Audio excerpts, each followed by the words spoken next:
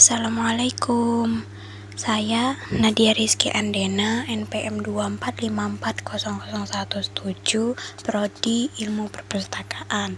Ingin menjelaskan tentang materi perorganisasian perpustakaan dalam manajemen perpustakaan. Konsep pengorganisasian. Pengorganisasian merupakan semua sumber dasar, human dan non-human, ke dalam suatu pola tertentu, sehingga mereka dapat bekerja dan berhasil dalam mencapai tujuan yang ditetapkan.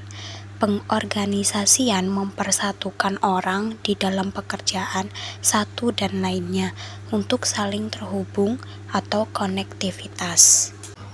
Prinsip organisasi. Prinsip organisasi dibagi dalam beberapa poin sebagai berikut.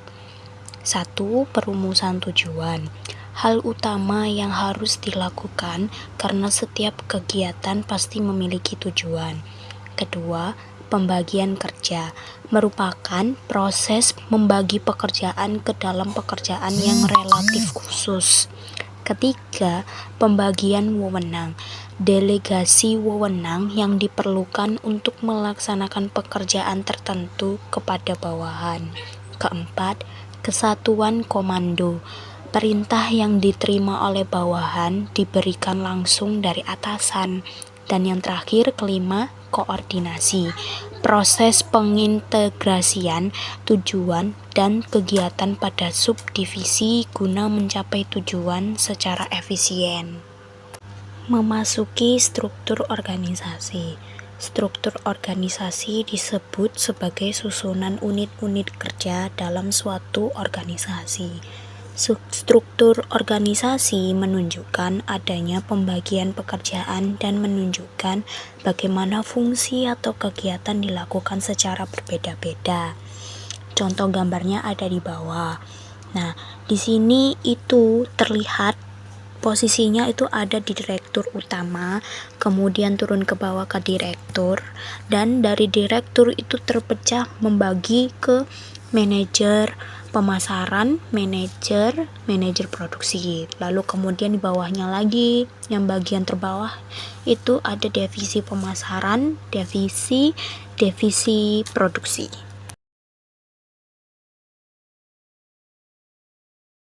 Sekarang memasuki jenis struktur organisasi. Yang A. Organisasi garis. Pada struktur organisasi garis, masing-masing divisi merupakan unit yang berdiri sendiri dan kepala bagian menjalankan semua fungsi pengawasan. Dan pada gambar di sebelahnya itu terlihat direktur utama masih tetap yang paling pertama, paling atas, terus kemudian ada staf pengembangan. Nah, di bawahnya lagi terbagi menjadi 4. Di situ posisinya ada direktur pemasaran, direktur keuangan, direktur produksi, dan direktur adip perusahaan. Nah, terus di bawahnya lagi per masing-masing direkturnya itu dia bercabang lagi ya. Di situ terlihat yang posisi pertama direktur utama dalam organisasi garis ini pada tabelnya.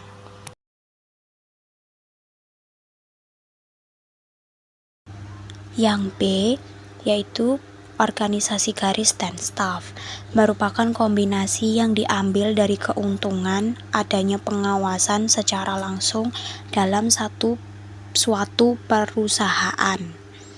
Nah, di sebelahnya itu ada contoh tabel. Di situ contohnya seperti DPM lalu ketua BEM. Nah, yang kedua BEM turun ke bawahnya Departemen Khusus Jantera, lalu ke wakil ketua, dan wakil ketua membagi menjadi 2, yaitu ada tim sekretaris, tim bendahara. Lalu di berikutnya lagi bercabang lagi ada Departemen PSDO, Departemen Pendidikan, Departemen Minat dan Bakat, Departemen Kerohanian, Departemen Sosial dan Politik, Departemen Lingkungan.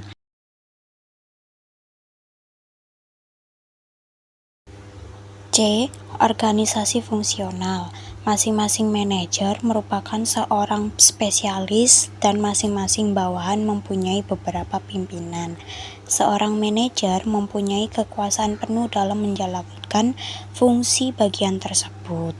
Pada tabel yang di sebelahnya itu terlihat paling atas General Manager, terus bercabang menjadi 5. Bawahnya lagi itu dalam kotak-kotak ada pemasaran, produksi, penjualan, personalia, akunting.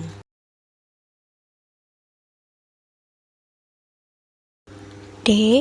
Organisasi komite. Organisasi komite dilakukan untuk mengumpulkan pendapat tentang berbagai kegiatan di dalam perusahaan. Contoh tabelnya bisa dilihat di sebelahnya ya. Yang terakhir, E. Organisasi matrik.